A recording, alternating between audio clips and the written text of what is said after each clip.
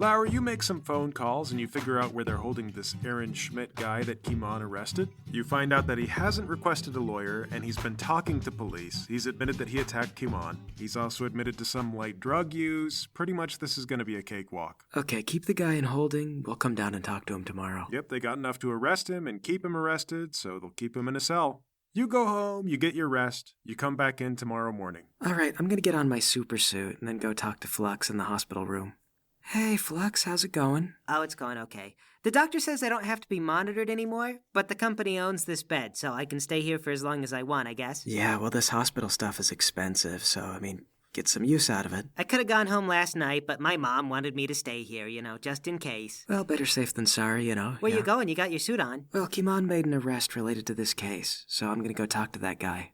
Was it his son? No, and to be honest, I don't think we're going to have Kimon do that arrest. It's kind of a conflict of interest, Who is going to do that arrest? You and me, I guess. Oh, 'cause, he was a really good fighter. Sure, but not if you freeze him in a block of ice, right? Well, I guess that's true. Do you want to tag along? Oh, but I don't know what to say. I haven't been taught. Oh, that's all right. You can just watch behind the glass. Oh. Yeah, it'll be your first introduction to it. Okay, let me just get my super suit. Yeah, sounds good. We'll be off in about 30 minutes. All right, well, I go into the super room where my locker is and I put on my super suit. Paul is there, snoring away on the couch. Okay, I try to put on my suit as quietly as possible. Well, Paul's got super hearing, so Flux! Oh, Quiet down! Yes, sir, sorry, sir. All right, I get downstairs. Kimon, wake up! What? What time is it? It's time to go talk to our suspect. Come on. Well, where are they keeping him? I give him the address. All right, I'll meet you there. Kimon, where's my car? Oh, I think the police have it. Why do the police have it? I parked illegally or something, I don't know. Well, do they know that it's mine? Were they gonna call me? Did they call me? Well, they gotta call somebody. I don't know, Flux. We'll ask when we get there. It's all right, Flux. You can ride with me. We'll figure it out. But my car, Larry, I lost my car. Don't worry, buddy. We'll get it back. All right, let's go. You guys hop in the Freeze-mobile and you head out of town to where they're keeping this Aaron guy. Paul follows on his motorcycle. Once you arrive, you say your greetings, and the police take you back to a little room where you can talk to your guy. Excuse me, real quick, do you happen to have a sedan with this license plate number? Apparently it got impounded around here. Okay, the guy you're talking to says, let me check the computer. And he goes to look it up, and he goes, I'm not seeing anything with that license number. Okay. Could you check again? 'Cause it was parked around here, I guess illegally. Do you know where it was parked and for how long? Oh, well, it was kind of like abandoned on the side of the highway, just for the night. Oh, in that case, we can't just take those cars. It would have sat for a little while with an orange tag letting you know that we were aware of it.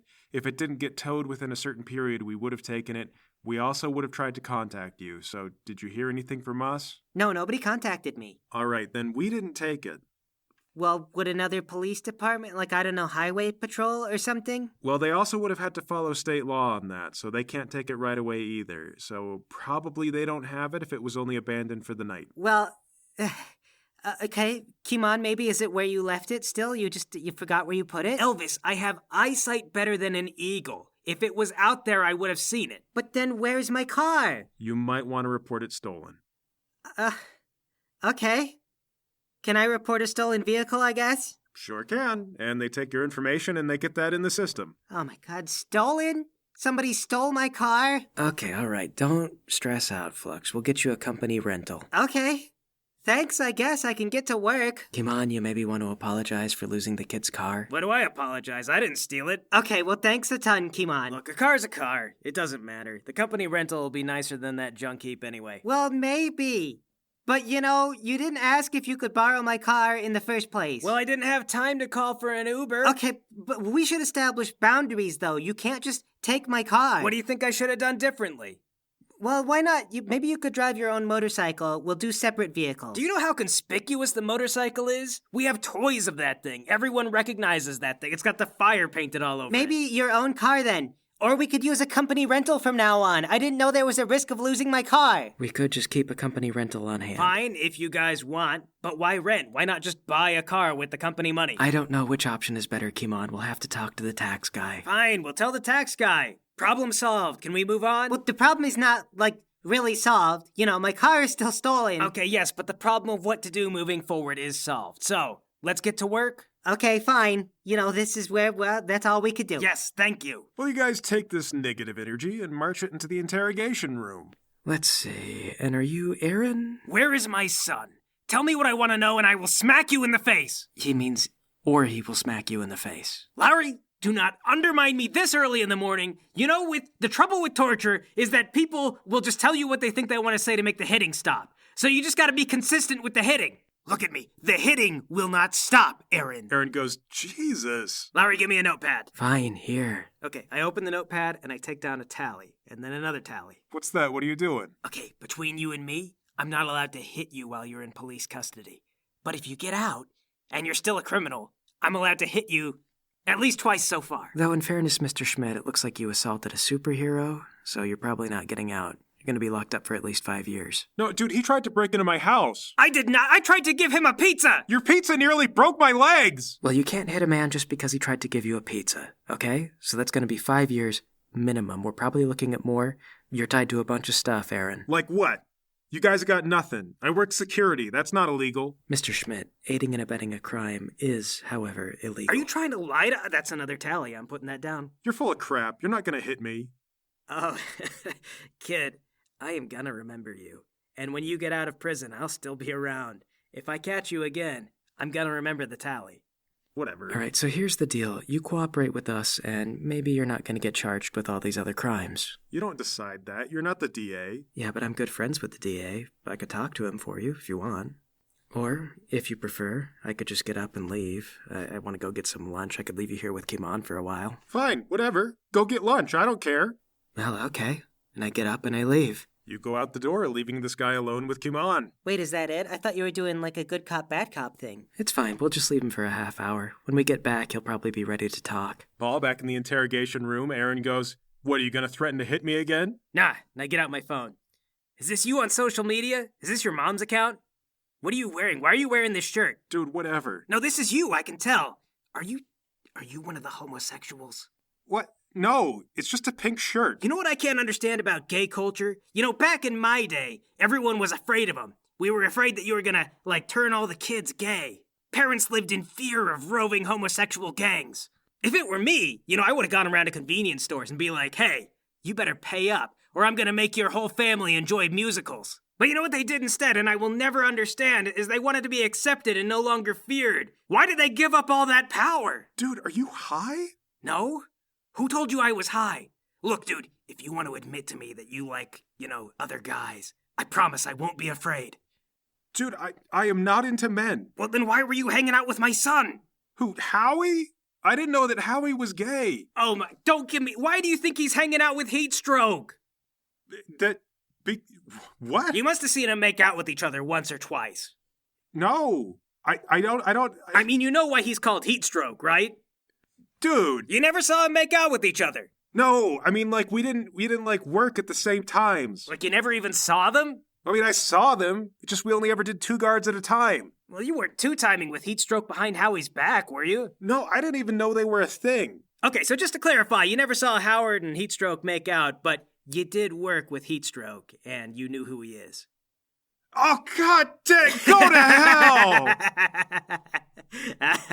Dude, you are so stupid. All right, fine, yes. I know who Heatstroke is. Don't worry, I wouldn't be asking you questions I didn't already know the answer to. So follow-up, do you know where they went? No. I put another tally on my notepad. Are you sure? I don't know where they went. Aaron, do you trust your buddy Marley? I don't know Marley. Okay, don't give me that. He was the guy who was at your house. Okay, maybe I know Marley. Yeah, you do. And so here's the thing. Can you trust Marley? And if you can trust Marley, do you think he's smart enough to not get bamboozled like you just were? Oh my God, man. Have you ever heard of the prisoner's dilemma, kid? The way it works is if you both tell on each other, then you get a reduced sentence. But if only one of you rats the other out, then the guy who got ratted on gets a huge sentence. Bottom line, that means that if you don't confess to me right now, I am gonna kick your ass in court. Okay, fine. Yeah, I know about the compound. All right, tell me about the compound. And try to remember as much as you can, because if you leave something out, I'm gonna be mad. Well, yeah, there's a compound out here owned by Mercury. It used to be a farm, and we meet up there, sometimes. It's how I got hired, because I live out here. You used to help sell meth, didn't you?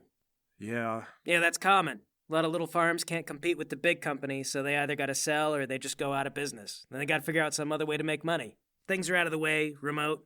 Yeah, that's why everybody's out here. You got an address for this place? Yeah, and he gives you the address. So, alright, tell me about the compound. Well, I mean, like, I'm not like an important guy. I mean, we meet up there on occasion. Like, mostly that's all it is, just a meeting place. But I think they got a tornado shelter that they've been excavating. Yep, there that is. I was expecting to hear about that. Well, I don't know a lot about it. I know that, like, some guys are living down there, I guess. Mm-hmm. And then we use some of the barns to make product. You mean drugs? Yeah, meth and stuff. Right. But, I gotta be honest with you, Aaron, none of this is new information, so I was kinda hoping you had something more for me. Well, I mean, I don't know. Mercury's like a secretive guy. He had outside sources of money, but all I know is the stuff that I used to work with. Okay, but for you, so Mercury noticed you, and he took you off of your thing down here, and he put you on security downtown. Yeah, and like it seemed like a better deal at the time because, I mean, like it just seemed like lab stuff, like normal lab stuff, not like drugs. And what'd you think they were making? Well, I guess like weapons. They made a gun. Mm-hmm. And tell me about the guns. I only saw the one.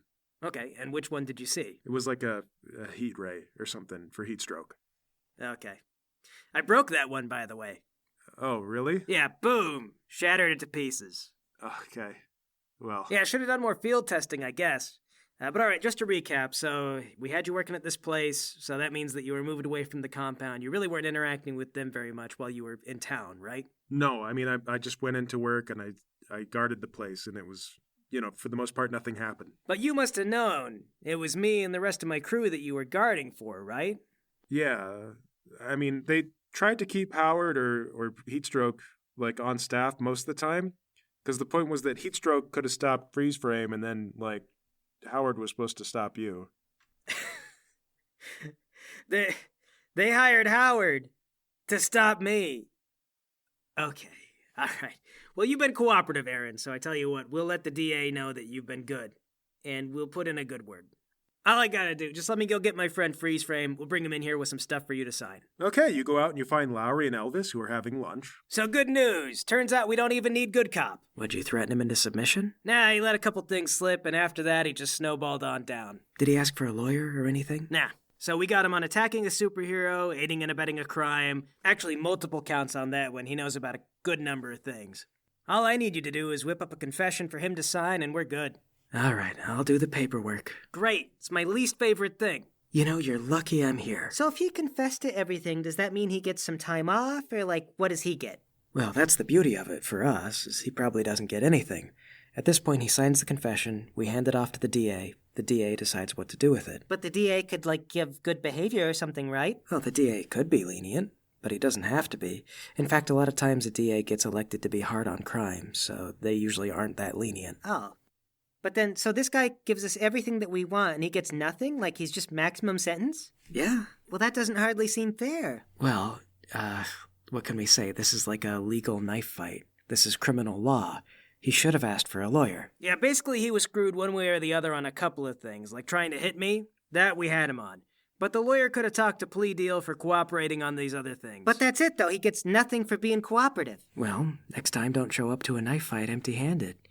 Or, even better, don't try to punch a superhero. Well, anyway, let's get that paperwork taken care of, and as long as we're out here, I want to check out this address the kid gave me. Why, what's that? Sounds to me like an evil lair. Yeah, okay, but before we head out there, I want to talk to Mr. Springley with the FBI. Why? What do you got to tell him? We're cooperating with him, and if we're going to raid somewhere, I'd like him to be aware. No, Lowry, we're going to have to coordinate with the FBI, and then we're going to lose the initiative. We're going to get clunky. Or they've got more men, their own budget, we'll have more resources to rely on. No, it's just going to be their bureaucracy. All right, look, we don't have Captain Momentum anymore. Depending on the size of this operation, maybe we want support from a SWAT team. Do you really think that's going to strengthen the brand, Lowry? Unstoppable Industries. We call the police for you. Okay, it may not be ideal, but going in methodically and with support is going to look better than us getting destroyed because we went in there half-cocked. All right, fine. Call him. Let him know every time you make a poopy and ask him to check if you wiped your bottom. Tell me something, Kimon. Was Howard afraid to let you know he went poop for fear that you'd criticize his bottom? Shut up, Lowry. Okay, I go do that paperwork and bring it to Aaron to sign. He signs it without realizing exactly how much trouble he's in. All right, and then I'm going to call Agent Springley and let him know about this compound. You get Springley on the line, you explain the situation to him, and he goes, "Okay, all right, we'll send some guys out to keep an eye on it. I assume you're also going to be watching it, so let's make sure that we know who's who." Yeah, I think Kimon wants to go out and look at it right now. Sure, sounds good. Just keep us posted. All right, Kimon, I've let Jack know about the situation. So how do you want to watch this compound? Well, right now, we're out in the middle of nowhere with my motorcycle and your freeze-mobile, which is conspicuous as all heck. So I want to park somewhere and then, wait. Great plan, but I gotta be honest with you, that doesn't really sound like my forte. You're right. It really isn't. Elvis, how about you? You want to go out in the woods? I don't know. If I can skip this one, I might. Why, do you not bring your bug spray? Come on, this is field work. Well, look, I'm still kind of healing from a head injury, so I don't think I can. Whatever. All right, fine. We're just going to figure out how many people go in and out to start with. You go out to your vehicles, preparing to go your separate way, but before you can head off, your alarms go off. Beep, beep, beep, beep. Hello, freeze frame. Dispatch is on the line. They say, "Hello, freeze frame. We've got a call for a super emergency. How fast can you guys get downtown?" Well, we're at least 30 minutes away. Maybe less if we speed. I mean, is that going to be too much time? Well, the police are reporting a stolen vehicle, but the perpetrator is the vehicle. Oh, is it a sedan? Is it an eggshell white sedan? No. Ah! Okay, we'll be on the way. Fill us in as we go.